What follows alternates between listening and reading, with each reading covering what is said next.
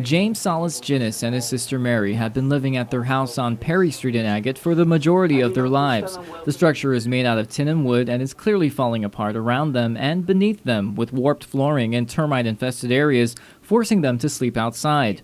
The 60-year-old says they've managed to survive without power or water for nearly 12 years. Since it was start breaking, it's been about 12 years.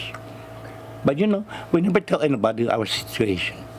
We kept it to ourselves. Ginnis says they didn't want to move out of their family home because it has sentimental value. But after his sister was diagnosed with lung cancer in 2010 and lost the use of her legs about a month ago, he's desperate to find a more suitable home for her medical needs. Now that she cannot walk, I don't know what to do. I don't know where to go. See? I even asked the mayor to help us. I called the mayor Friday. They came here Friday. When she first walked in, the first thing she did was look up on the ceiling. He saw all the holes. And then he looked down at my sister and asked my sister, "Mary, aren't you getting wet?" My sister says, "Yes, look, Mayor." Mayor Carol Toyama told Ginnis she would come back with blankets and curtains to cover his sister Mary's bed, which she did. And she also took his GURA application to find out if he could move up on the waiting list for housing.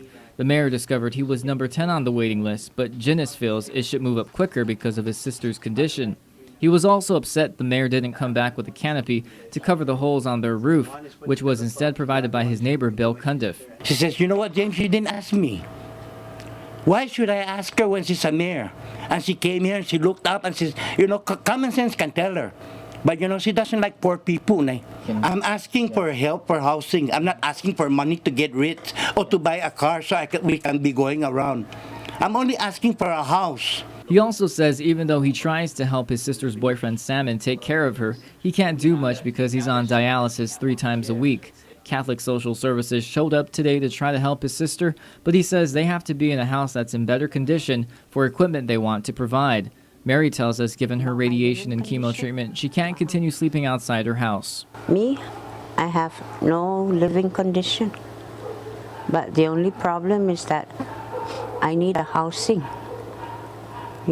Mayor Toyama sympathizes with the Ginnis siblings, but she says she's been trying to help them for several years and can only do so much. Several years back, I did call the Habitat for Humanity to try to get them some help to rebuild their home.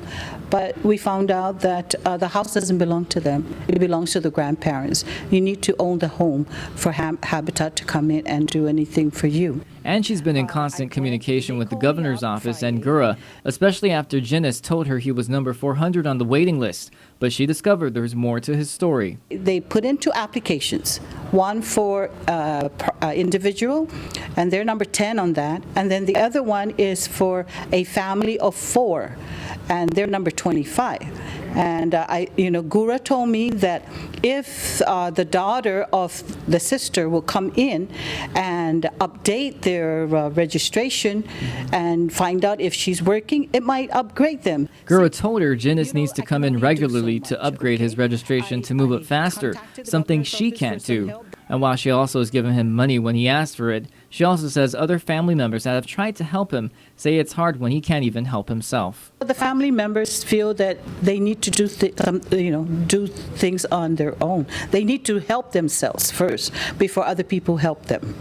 And they see that they're not helping themselves. So, that's just what I heard from family members. But, Josh, I really feel that I've done what I can to help them. But I don't feel that they appreciate it. Josh Tikenko, PNC News.